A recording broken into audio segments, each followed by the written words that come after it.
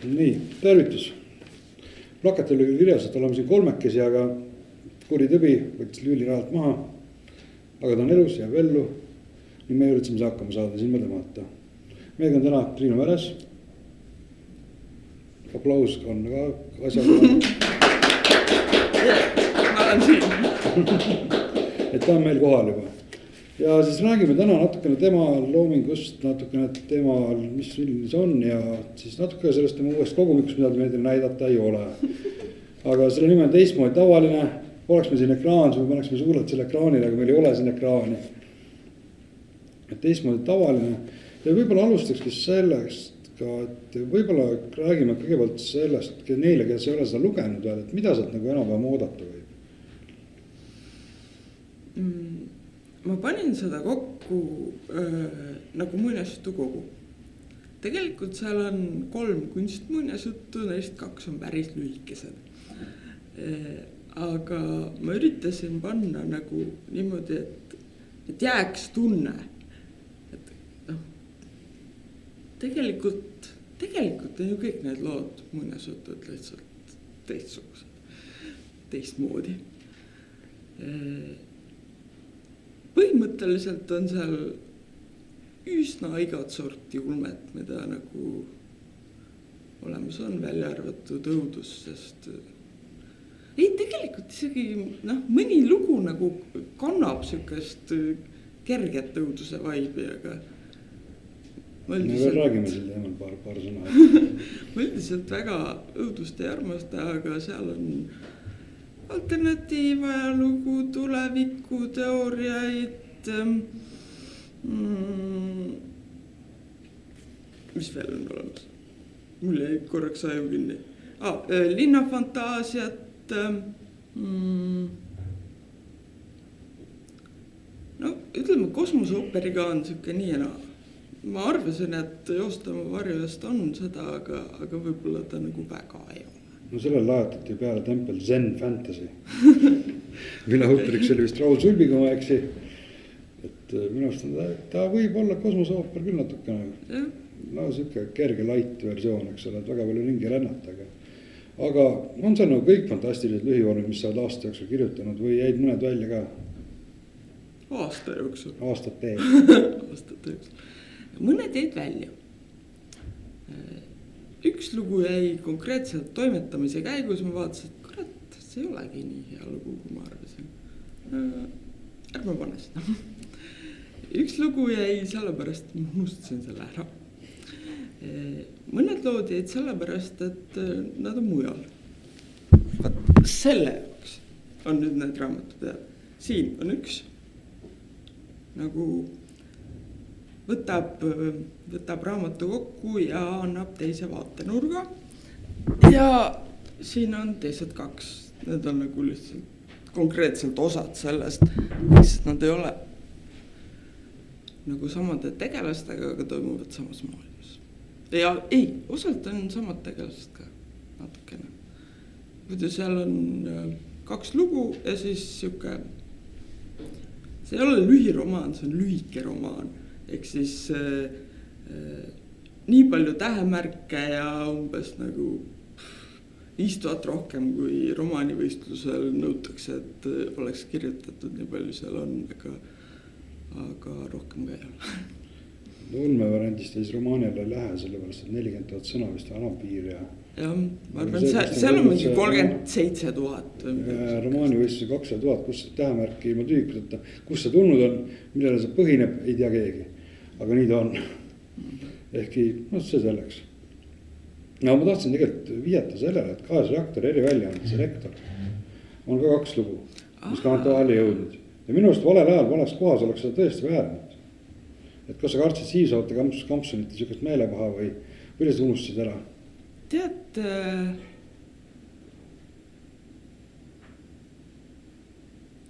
ma ei kartnud mitte niivõrd Siivsate kampsunite meelepaha, kuivõrd minu esimene siuke nagu töö pealkiri, see, millele ma alguses mõtlesin kogumikule, oli muinasjutud täiskasvanutele. Ja siis ma hakkasin mõtlema, et kurat, see kõlab pornoraamatu pealkiri täpselt. ei taha kirjutada pornoraamatut, ei ole plaanis ja siis nagu noh, umbes selle arvelt ma isegi mõelnud sellele, et neid pornojutte sisse panna. Tegelikult jah, aga teised on vallas kohas oli väga kena lugu ja aga kui ei, siis ei, eks ole. Üldiselt, mida võib nende lugude kohta öelda, on see, et sa nõustud vist, et nad on väga elavate karakteritega ja enamasti need karakterid satuvad konflikti kas maailmade või nende tavadega. On nii? Jah. Jah, et see on niisugune väga, need lood on väga karakteripõhised, et tegelasepõhised just nimelt, et põhiõhk ei ole mitte maailmal, või on tegelase konfliktis maailmaga. Et kus on, võtame näiteks rohelistest plastseintest plastakendeni. See on lihtsalt inimese protest ja see võib märgilise muutuseni ühiskonnas. Et kas see on see, mida sa usud või kas usudki, et üksik hääl võib olla määrav? Ühest küljest ma usun seda, et hakkame natuke kaugemalt pihta. Ma arvan, et inimese elu, nagu kogu elu, kõigil inimestel koosneb sellest, et ta teeb valikuid. Ja need valikud võivad olla niisugused, võivad olla naasugused, mõnikord on niisugused, mõnikord on naasugused, mõnikord on kolmandasugused ja loomulikult see, et sa ei tee valikut, see on ka valik. See on nagu ma valin loksuda vooluga kaasa, sest minu jaoks on õige. Ja põhiliselt jah, kõik, ma ei tea, kas päris kõik, aga peaaegu kõik lood on kindlasti selle peale, et keegi teeb oma valiku ja kogu maailm võib talle vastu seista, nagu kui see on tehtud, siis ta seisab selle eest ja see on tema valik, see on tema otsus. Aga ma ei tea, kas ma arvan, et ühe inimese valik võib maailma muuta, see on nagu just nimelt lihtsa inimese valik, et pigem tavaliselt ei muuta. Et kirjanduseks hea, sest kellele meeldiks lugeda unistusi, eks ole, aga reaalis mitte eriti tõsiselt võetav, eks ole. Ja isegi siis, kui kui see toob suure muutuse, siis see on nagu, ma ei tea, küla piires näiteks või selles mõttes, et jah, kõik meie külal inimesed nüüd teevad, sest mina valisin kunagi niimoodi, aga vaevalt, et see nagu isegi naaberkülla jõuab linnast rääkimata. No maaseinad värviti roheliseks igatahes. Aga siin loomingus puuduvad suuresti märtrisurmad. Keegi lömastu massiühiskonna taldade all või sure luues oma surmaga pretsedenti. Et ikka nad purevad läbi, kas sellised, et kas need tegelased, kes hukkuvad selle enda missiooni või selle tahtmise läbisurumise käigus, kas neist ei ole huvitav kirjutada sinu arust või siis ei ole nad lihtsalt ei vääri äkki lugu? Muidugi väärib lugu, see on lihtsalt, ma ei taha sellest kirjutada. Mulle endale isiklikult on see vastupeelne, kui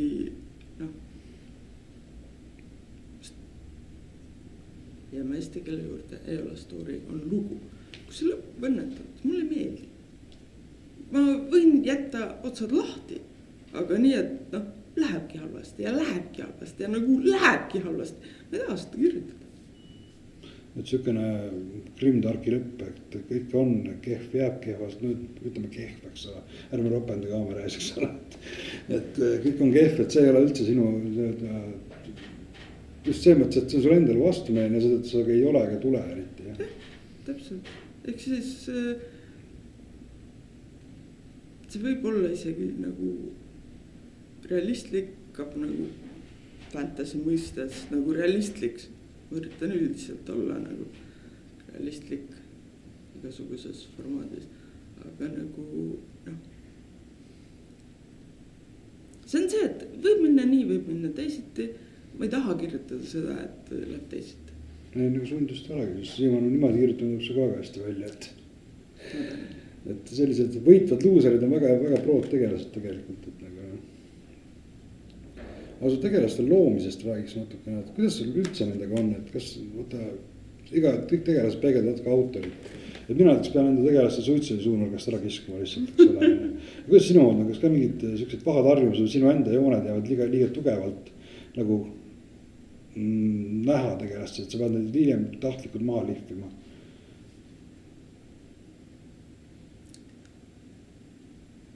Ühest küljest ei, teist küljest jah, muidugi. Ehk siis ma võin nagu algse idee võtta nagu tegelased, kes ei ole minuga üldse sarnane. Kuigi, sorry, aga nagu peaaegu kõigi lugude peal tegelased on naised. Lihtsalt tundub mulle kuidagi loomulik, sellepärast, et meestest on nii palju kirjutatud, nagu nii palju. Mitte kuskil maailmas ei ole puudu nagu järjekordsest hirmist musklimehest. Mulle ei meeldi kirjutada lugusid, mida on juba kirjutatud. Ja naistest on natuke vähem. Ja siis okei, ma kirjutan naisest nii. Teeme hästi teistsuguse. Teeme selliseks ei ole üldse minu moodi. Evolutsiooni peategelane. See on Kristoga 2 peale kirjutatud romaan, mis meeldib mulle, aga kahjuks ei ole väga populaarseks saanud. Ja ma süüdistan seda, et tegevuspaik on USA. Mis tegelikult olgem ausad, road movie, või ütleme road book, eks ole, mis on toimub Ameerikas. Need on tegelikult on just täpselt, mida sa enne vist ütlesid, et ei tahaks kirjutada seda, mida on juba kirjutatud. No see oli nagu see mõte, et alguses Kristo arvas, et kirjutame antikangelase ja teeme ta nii laheda, et ta lõpuks hakkab lugejale meeldima. No see on okei, aga võtame naise. Et see ei oleks nagu mees. Aga ma jäin pooleli sinna, et ma võtsin nagu tüübi, kes ei ole üldse minuga sarnane, kes oleks hästi teistsugune. Ja kes küll poole raamatu peal ma olin juba, et okei. Aga loogiline oleks ju, kui ta teeks nii. Loogiline oleks, kui ta teeks nii. Pärast mu poeg luges seda raamatut, et jaa, see oli hea raamat, aga tead, mõne koha peal mul oli nagu, see on emme. See on täpselt see, mida emme teeks, siis ma olin nagu, mul ei tule välja kirjutada nii, et ma ise nagu läbi ei lekiks. Et ega see ei ole ka võimalik tegelikult, sest autor jääb alati lugejad sisse, aga lihtsalt tead, teinekord on tõesti seda tunne, et on näha, et keegi on üritanud nühkida maha kustu kummiga, eks ole, autori enda jooni ja nad kumavad läbi, eks ole, et ikka. Et sinu tegelast on tihtipeale nad on väga triinulikud just nimelt, eks ole, et nad on, kuidas sa nüüd öelda, et kas sa ei kirjuta väga inimestest, tegelastest, kes oleks sinu vastandid. Et nad ei pruugi olla täpselt sina, aga vastandist sa nagu väga ei kirjuta. Kas see on tahtlik või tuleb see lihtsalt niimoodi välja? Ma arvan, et selles mõttes, et tuleb lihtsalt niimoodi välja, et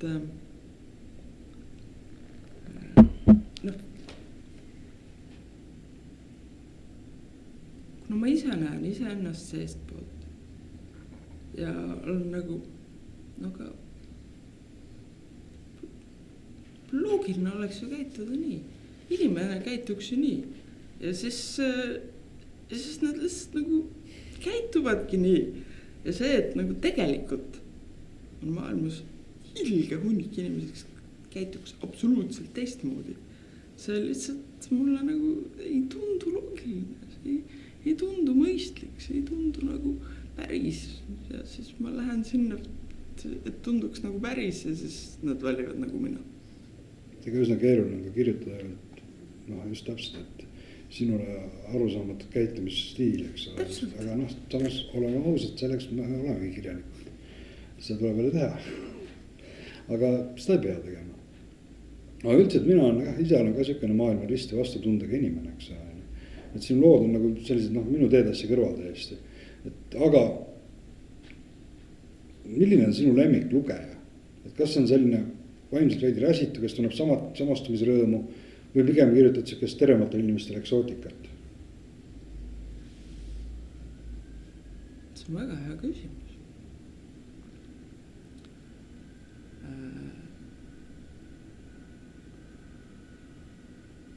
Mingil hetkel, ma räägin alati seda lugu, aga kuna siin on minu meelest täiesti uued inimesed, teie ei ole seda veel kuulnud, siis ma räägin selle loo jälle ära. Mingil hetkel, kui ma olin näiteks umbes 32-33 aastat vana, ehk siis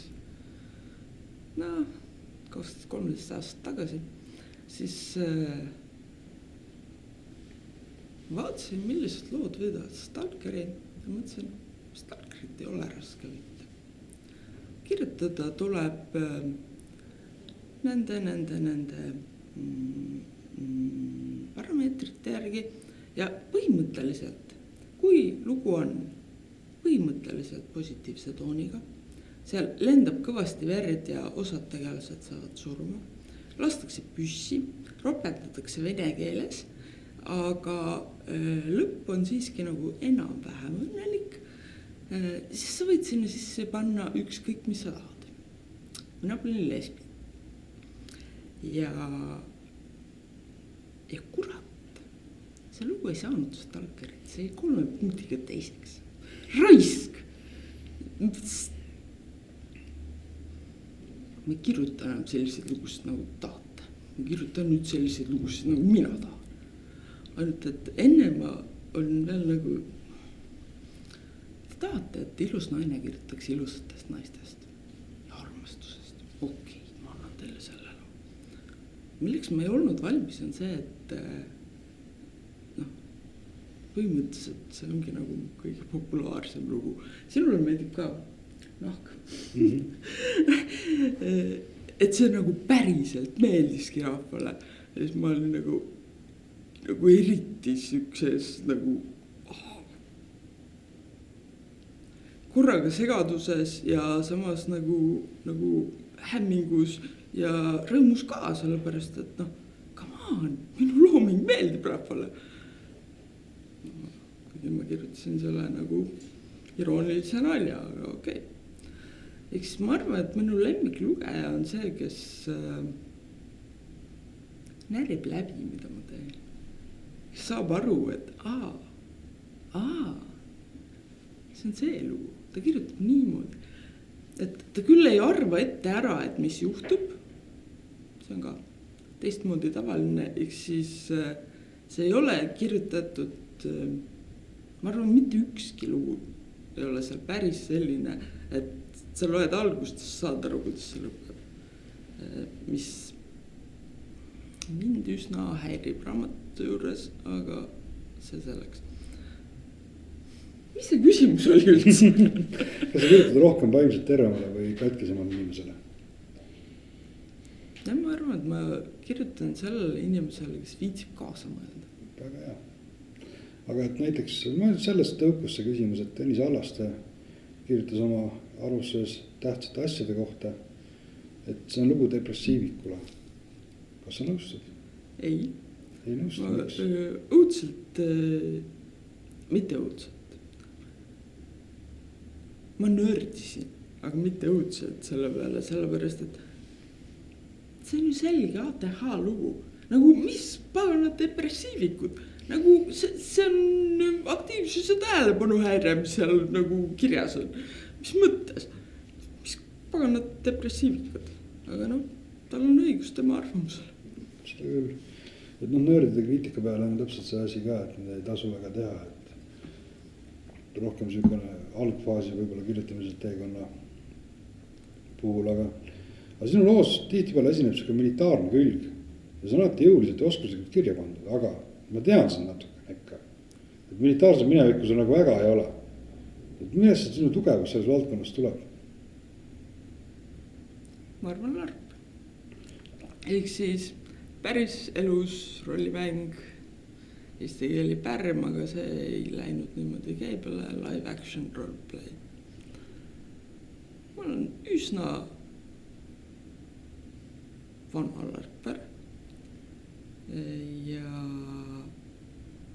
meil oli üks mängusari, kus olid siis Airsoft automaadid, mis on põhimõtteliselt siis sellised automaadid, mis on tehtud nagu päris automaatide sarnaseks, ainult et lasevad pisikesi plastist kuule. Ja see oli pikk sari ja mulle õudselt meeldis. Ja sealt ma sain nagu päris sükse korraliku tagapõhja sellest, et kuidas sõdurid käituvad, mida nad võivad mõelda. Ja kuigi mina ise mängisin meedikut, siis need ümbritsejad ju ka kõik mängisid naturaalselt ja niimoodi nagu nende meelest õige oli. Ja seal oli küll nagu inimesi, kes on kutselised kaitseväelased, rääkimata siis inimestest, kes on kaitseliitlased, et nad nagu teadsid, mis nad teevad. Sinu kriisimeediku positsioon andis sulle siis nagu võimaluse kõike jälgida, eks ole? Natuke taustalt tiksuda võidikene. No selles mõttes, et ma ei olnud kaugel taustal, eks ole, meedik peab olema seal kohe võtta, kus andmiseks läheb. Natuke kerge distants oli vahel ja see andis üks kirjaniku vaatama ka asjale, et kuidas seda kirjeldada pärast. Umbes nii. Aga olid su endal kunagi mingid unistused ka teemal mingi militaarkarjäärist? Jaa, täitsa nagu ma arvasin, et ma lähen vähemalt vabatahtlikuna sinna kaitseväkke, jah, Eestis vist ei ole sõjaväge kunagi olnud. Ja põhimõtteliselt ma lihtsalt ei jõudnud selleni kunagi. Kogu aeg oli nagu midagi ees ja midagi ees ja midagi ees. Ja siis ma sain juba lapse ja siis see nagu lapse koos võetud ja aga olgu, lähme natuke see raamatu juurde tagasi, et rääkisid ennem, et see õudus sulle väga ei meeldi, aga kui kraabiks natuke see õud südamelugu, seda on nimetanud kriitika body horroriks. Et muidu nagu sellist kehalist retsimist sinu loomingus ei ole. Aga kuidas oli seda natuke teistmoodi tavalist lugu kirjutada?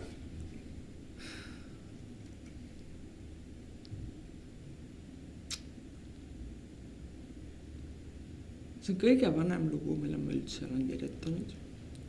Ma arvan, see on pärit niimoodi aastast 1999 või midagi sellist. Ja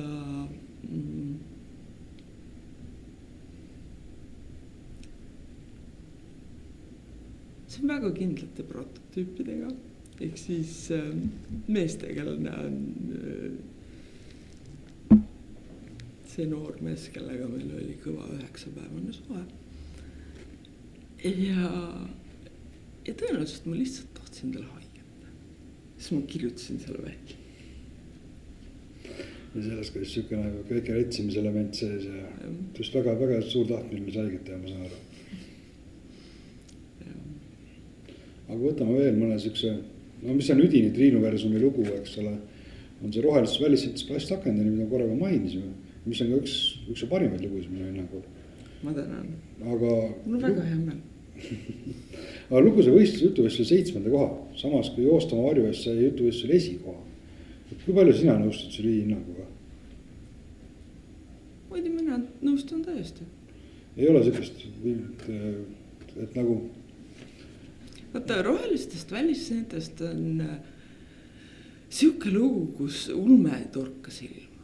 Jah, ta on seal olemas, jah, ta on nagu selles mõttes kandev, et seda story't sellises formaadis ei oleks, kui oleks mingit sükest. Kontseptsioon ulme, eks ole. Jah, aga ta ei ole selline lugu, kus oleks nagu lendavad autod või ma ei tea, plasmapüssid või tulepallid või, et see on täpselt siuke lugu, et seda hindasid Sulbi ja Eva, kes on mõlemad kirjastajad ja nemad lugesid seda nagu lugu, nagu story, aga need, kes otsisid seda, et oleks nagu ikka räige tulmeline.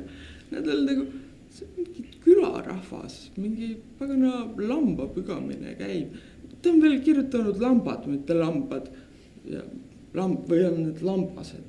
Mingi imelik oli. Jah, midagi oli imelikku. Et see, et mina arvasin, et come on, see on nagu teisel planeedil ja mingid tegelikult täiesti teised liigid.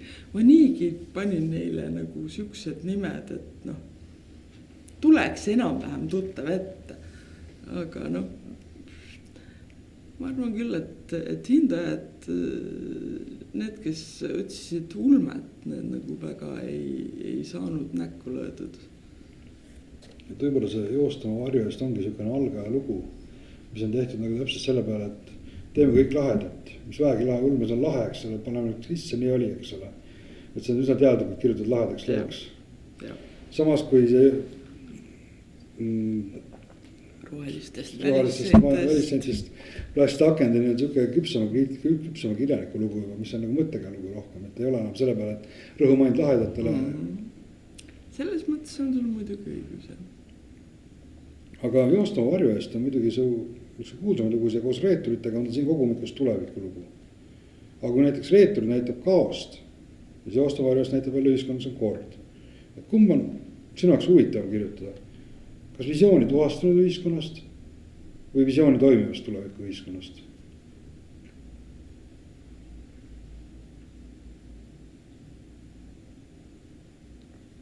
See on jälle hea küsimus.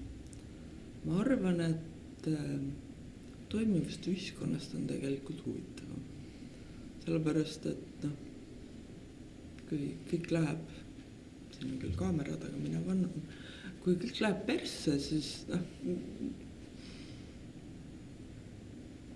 need variante, et kuidas kõik läheb persse, noh, need ei ole tegelikult eriti palju, et noh, siis pärast jälle hakatakse nagu vaikselt üles ehitama, aga noh, siuke kaos ja häving on, see on ikka kaos ja häving. Aga kui üritada kokku panna mingit toimivat süsteemi, et olekski nagu päriselt, see nagu töötaks hästi-hästi paljude inimestega ja see toimib, see on palju raskem ja noh, selles mõttes ka huvitavam, et hästi palju asju on vaja läbi mõelda. Et võib-olla, et asi on jah, et näiteks raskem on kohe kindlasti. Samas, eks ole, ei ole ka kerge kirjutada usutavat kaost, eks ole. Et noh, see on jälle huvitavuse küsimus, küsin ka huvitavam, mitte raskem, et huvitav on jah, sinu jaoks siis võttes suurem väljakutse, ma saan aru. Ja. Aga kui sa nüüd vaatad seda kogumikut tagantjärele, et see on saanud positiivset kriitikat valdavalt. Aga mis sa ise arvad, kas on nüüd, kui see on trükist väljas, kas tahaks midagi teistmoodi teha või et oleks pidanud ikka midagi sisse panema või midagi välja jätma või? Tead, ma lihtsalt unustasin ära loo tegi tuld. Mul läks meelest ära, et ma olen selle kirjutanud ja siis kui ma ei mäleta, mida ma otsisin, aga leidsin otsinguga, et pagan, selle ma olen ju ka kirjutanud.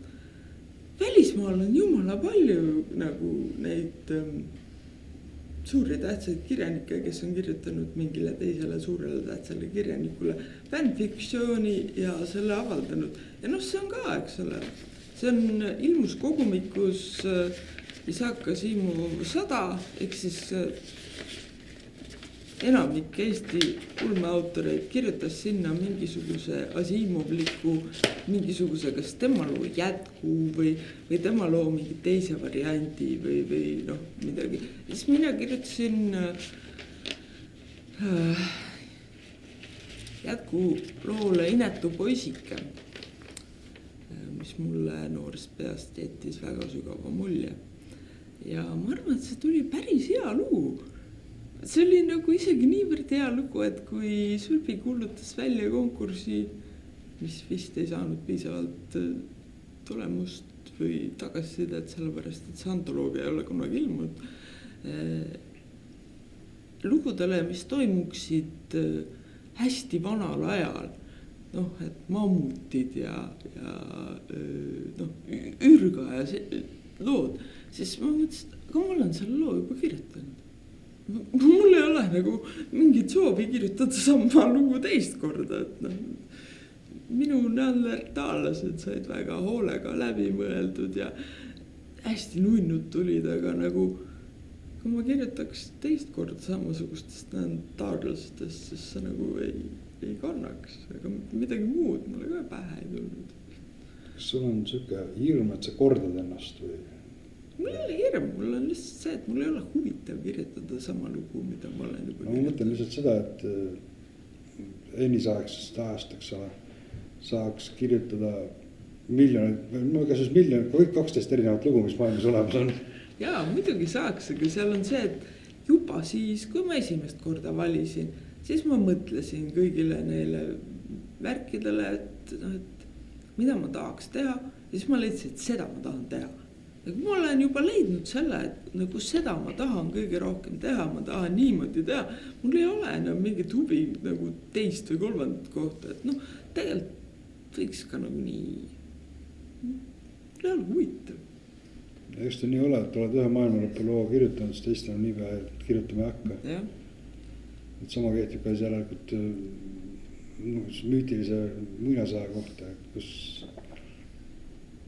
neandertaallased vist laulsid seal, kui ma eksin. Nimisid, jah. Just. Ja see oli tõesti hea lugu, üks paremaid kogu muukus. Aga sul siin selles teistmoodi tavalises, mida meil eladel näidata ei ole, eks ole, aga teid vahepeal uuesti guugeldada, et seal on 2 kunstmuinasjuttu, mis on vähemalt 2 tükki, mis on tõesti kunstmuinasjuttud. 3, aga okei. Millist, ma ütleks teistmoodi südamelugu, siis päris minu oma. Ja roheline kivi. Okei, roheline kivi on paraku lugemata ja puusesõttu, aga no see kõlab väga antireklaamina.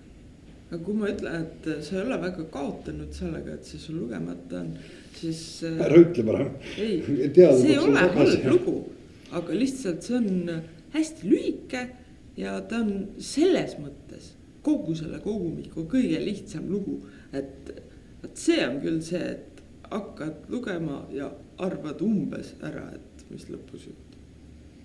Aga kust selline mõte tuli sulle, et kunstmõnest järsk kirjutama, kuidas varem sa ei ole seda teinud, ja sa kirjutasid kohe mitu tükki järjest? Vastupidi, ma olen seda varem teinud. Need on kõik üsna vanad lood, ma lihtsalt ei ole neid varem avaldanud. Ma arvasin, et kes neid ikka nagu lugeda tahab. Aga siis ma lugesin ise üle ja olin nagu, kurat, see on hea lugu. Nagu see on jumala hea lugu. Mõtlen praegu teistsugust südamelugu. Ja okei, ma tegin seal väikeseid muutusi sellepärast, et noh, 25-aastane mina ja 45-aastane mina on nagu natukene eri inimesed. Meil on natukene teistsugune vaatenurk. Aga need asju ei olnud tegelikult eriti palju ja need ei olnud ükski siuke nagu oluline asi. Need muutused olid umbes selles stiilis, et ta tegi just seda, ta ei saa teha praegu seda ja 3. inimene, vabandust, need ei ole inimesed, olend nagu ignoreerib täielikult seda. See ei ole mõistlik, ma teen selle stseeni ümber, aga seal on mingid sellised fundamentaalsed erinevust, et et ma ei tea, see tegelane ei tohi surma saada või vastupidi, see tegelane peab surma saama. Sellised pisiasjad. Nagu öeldud, see kogumik on mitmekülgne tegelikult, et seal on nii kunstmõnest nagu enne lugesime ette, et ülne fantaasiani. Aga ma ei saa kuidagi küsimata ette, et su Facebooki peos on suured kirjast, sa ei ole ulmekirjanik. Et millest, et sa pole isegi ühte ulmeraamatut kirjutanud. Et millest selline siis eemaldumine ulmežanrisse, kas on eemaldumine tahtlik selline või siis tahtmine hüpata žanri piiridest hoopis kaugemale või? See tuli umbes sellest, kui Kristo, kellega me kirjutasime koos raamatu, arvas, et aga võiks rohkem ulmet sisse panna. Ja mul oli kohe siukene, wow. mis mõttes? Ma ei ole mitte ühtegi oma raamatusse pannud ulmet selle mõttega, et võiks ulmet sisse panna. Nagu mina olen kirjutanud niimoodi, et mulle tundub õige. Mulle tundub nagu, isegi kui ütleme, et ma ehitan mingi täiesti absoluutselt teistsuguse maailma kui see, mis meid ümbritseb. Ma ei ole seda kunagi teinud mitte sellepärast, et ma tahaks ulmet teha, vaid sellepärast, et mul on see mingi stseen, mida ma tahan kirjutada. Järelikult ma pean looma tingimused ja tegelased, kellega see stseen saab toimuda. Mis tähendab, et ma põhimõtteliselt ehitan maailma selliseks, et need isikud saaksid seal sees olla ja siis tutvustan ühtlasi lugejale ka neid isikuid niimoodi, et nad saaksid aru, kes need on. Siis ma kirjutan selle stseeni valmis. Siis ma olen, okei, nüüd see raamat tuleb nüüd ka kuidagi lõpetada või siis see lugu tuleb nüüd ka kuidagi lõpetada. Tavaliselt läheb vähemalt pool mahtu tuleb juurde, et mingi loogiline lõpp leida, aga see, et ma hakkan kirjutama, see ei ole absoluutselt mitte kunagi olnud seotud sellega, et teeks ulmet. See tundub nii siuke, ma ei oskagi öelda, võõras. See on, see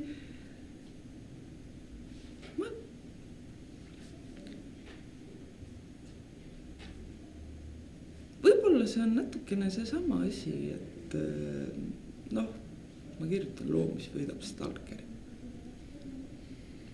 Ja siis tunne, et tegelikult ma ei taha seda teha. Et jah, ma oskan niimoodi kirjutada, et inimestele meeldib, aga nagu ma ei taha võtta seda enam eelduseks. Et ma tahan kirjutada sellist lugu, mis inimestele meeldiks. Ma nagu tahan kirjutada sellist lugu, mis mulle meeldiks. Mis on natukene nagu teistmoodi. No olgem ausad, ulme lisamisega nagu soola lisamisega, et sa saad seda natuke teha nagu kunstlikult ulmet lisada. Et teada, võib-olla paned ühe laserpistoli kuskile, aga üldiselt, kui seda teha, ma kujutan, et ma teine mõne loo puhul sa näed, et see on tehtud ja see ei ole üldse orgaaniline, eks ole. Sinu lugude puhul seda ei ole rahulik. Kui see ainult võib-olla see joostama varju eest, see tundus küll, et väga palju lahedat oli kokku pandud, nagu enne kui siin rääkisime. Aga meil hakkab siin aeg tasab otsa, ma nüüd räägin natuke üldisemalt. Veel üldisemalt, jah. Et võtame avastamisrõõmu inimestele kogumiku näol alles. Ja räägi üldse, mida sa arvad üldse Eesti kirjanduse tulevikust?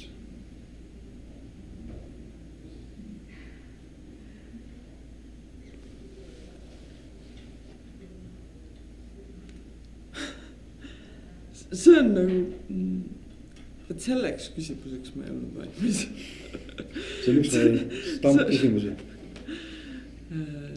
Mida ma arvan Eesti kirjanduse tulevik? Näed seda positiivses valguses, näed seda negatiivses valguses.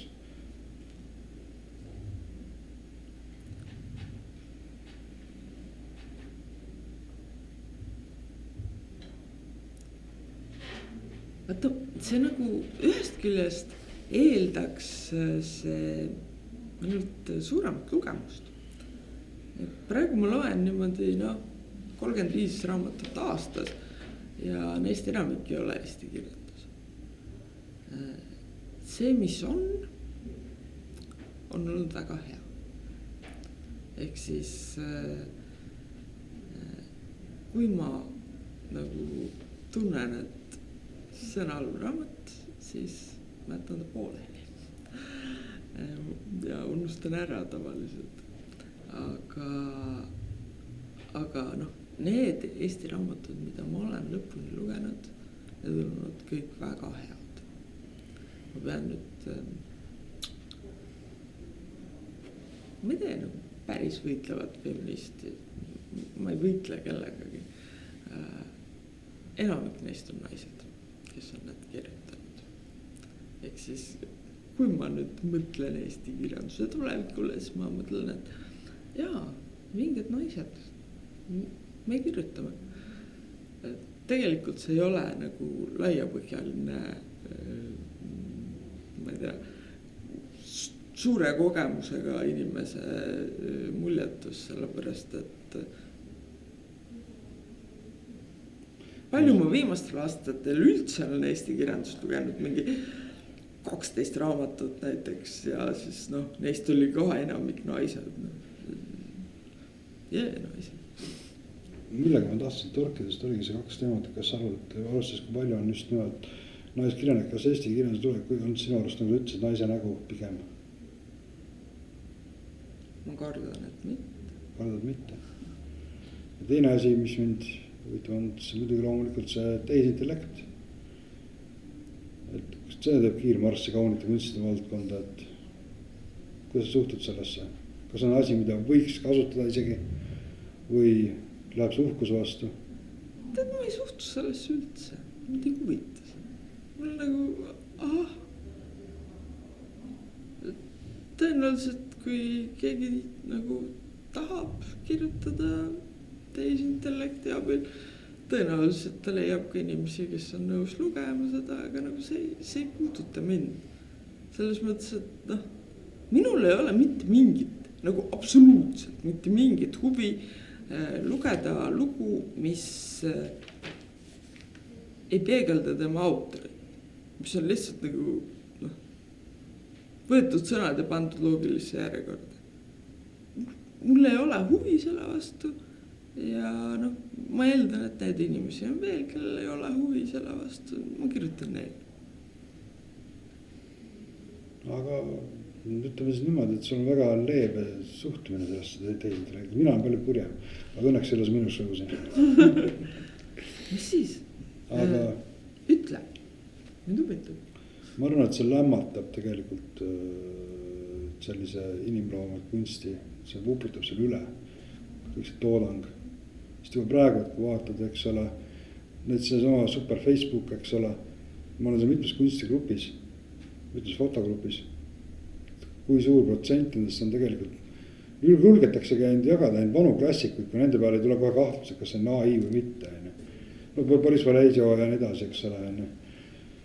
Ülejäänud on lihtsalt üks suurte tissidega suure mõõgaga tšikk ja teine suurte tissid õllakannu ja suure mõõgaga tšikk ja nii edasi samas vaimus. Järjest ekraanid kaupa. Ja see on alles algus. Visuaalskunstis ma arvan, see on nagu hullem. Selles mõttes, et seal on see lihtsalt pihta hakanud ja ütleme mina.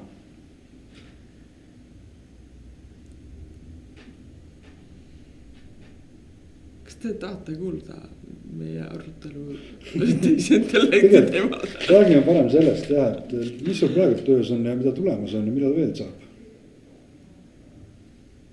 Mitte keegi ei ole välja kuulutanud järgmist ulmejutuvõistlust, võib-olla seda ei tulegi, aga ma mõtlesin ja leidsin, et kurat, aga okei, Ostama varju eest on omamoodi lahe, aga rohelistest välisseentest on nagu lahe jutt ja ma olen nagu kurat, aga ma võtaks kätte nagu piiriga 15 999 sõna, kui ma kirjutaks jälle ühe jutu niimoodi. Ja ma olen sellega praegu niimoodi umbes 3000 sõna peal. Esimene mulje on muidugi, et see on nagu täielik räpp, absoluutne kaka, aga noh, see on jälle. Igal inimesel, igal kirjanikul on oma spetsiifiline viis, kuidas ta loob. Ja nagu mingil hetkel, kui lugu hakkab minu jaoks tööle, siis ma saan ta lõpuni kirjutatud, siis ma võtan selle esimese otsa ja kas kirjutan ta ümber või mida ma olen ka mitu kord teinud, lõikan lihtsalt maha. Jutt hakkab pihta sealt, kus ta lahedaks läheb. Aga jätuvõistlus peaks olema ülejärgmine aasta. Okay. Alles selles mõttes, et vahepeal siis ei ole sinust midagi kuulda, vähemalt plaani järgi. No, mul on ka luulekogu käsikiri sees kirjastuses, kus ainus kord, kui ma nüüd küsisin, et olete vaadanud või? Ütlesin, et tegelikult väga ei ole veel. Aga noh, ma tean ka, et seda peavad 2 aktiivsus- ja tähelepanuhäirega naist ja noh, neil päris sageli lähebki niimoodi, et nad vaatavad käsikirju umbes siis, kui autor haarab neil lööbist kinni, ütleb, et kuule, ma saatsin sulle poole aasta eest. Loe nüüd läbi. Ma natuke ootan veel ja siis kirjutan paremaks ja saadan järgmisele kirjastusele. Aga siis minu hetkel lõpetaks, et kas on publikumil äkki küsimusi? Mulle väga meeldiks, kui ta küsiks. Jah. Teile endale ka meeldiks? Kas sa tead ette, millal sa romaani peale saad? Ei. Kas sul võib lihtsalt, et kirjutad natuke ja siis sa tead, et oih, see formaat, mis ma kujutlesin. Jah, see on tavaline, et ma kirjutan juttu ja siis venib ja venib ja venib. Ma ei saa valmis sellega, mis ma alguses mõtlesin ja tegelikult võiks veel kirjutada sellest. Ja sellest ka. See on nagu absoluutselt putumata liin. Ma kirjutan sellest ka ja siis tuleb kokku romaan. See on see efekt, kus lugu hakkab elama lihtsalt oma elu ja sina lihtsalt aitad seda kaasa kirjutada. Põhimõtteliselt jah. Mul on niisugune küsimus, kas sa oma lihtsate valikute maailmas ise tahaksid elada? Miks? Väga hea küsimus. Ühest küljest ma võiks rahulikult öelda jah, sellepärast et see on nagu kui palju planeete ja nagu nii palju erinevaid eluviise. Sealt ikka mõne leiab, mis nagu kõlbab. Aga põhimõtteliselt, mis haldab või mis seda kõike katab, on siis jumalausakeste kas sallimine või mitte sallimine, ehk siis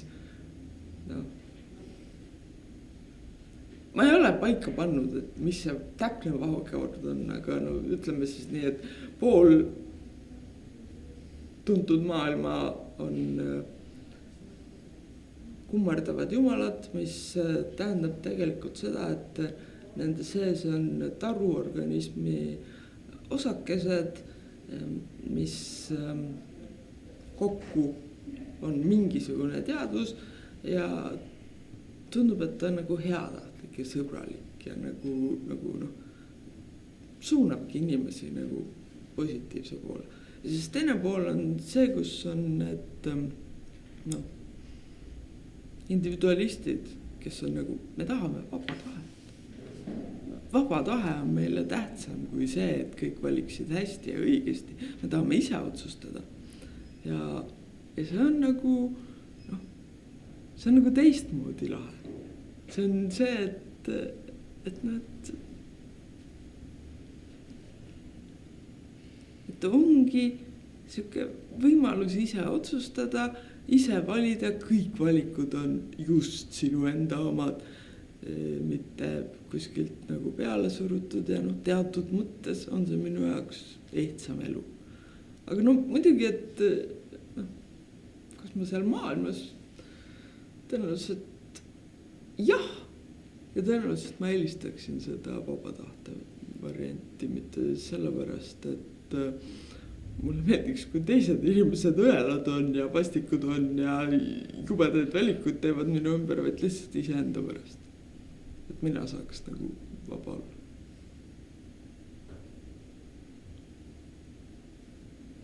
See toob selle sünni paratamatuse juurde kohe küsima. Kui ma autorina saan ette valida, et ma lähen kukun sinna maailma, aga sattudes sinna naturaalviisil.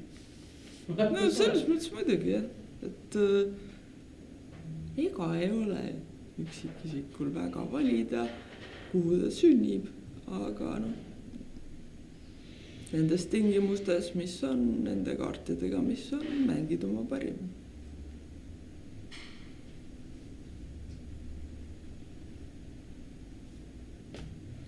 Aga ma näen rohkem küsimusi meil ei ole vist. Üks küsimus, tüüpiline. Mis te arvate, kas Hamlet armastas Otelia?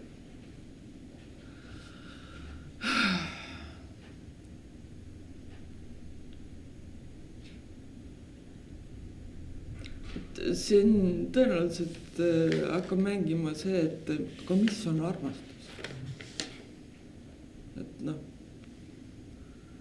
see mingi definitsiooni järgi tõenäoliselt ja mingi definitsiooni järgi. No ei, kuule, nad on mingi mõned aastad üldse nagu tuttavadki olnud. Nad ei tunnegi üksteist õieti, mis kuradi armastus on. Aga mingis mõttes jaa, arvan küll, et noh. Kõigi tema hingeliste pingete juures oli see nagu mängis ka veel kaasa, et issand see ka veel. Tegelikult on ju mulle nii armas, aga nagu kõik on nii halvasti.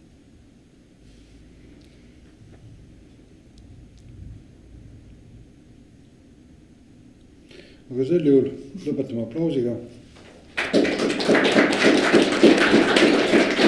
See oli vares ja raamat, mida te ei näe, on teistmoodi tavaline. Ma olen sellest umbes 90% läbi lugenud, ajapuudusel 10% lugemata. Et see on siiani olnud väga hea, nagu Triinu ikka on. Et soovitan soojalt, et laske käia, lugege. Kui te selle leiate muidugi kuskilt, siis nagu näha. See on lihtne. Ma arvan, kui Eva Lutsu käest nagu otse tellida, eks, kui kirjutada kirjastusse Fantaasiasse raudselt saab ja seal peaks olema ka tunduvalt soodsam kui Raamatumäest.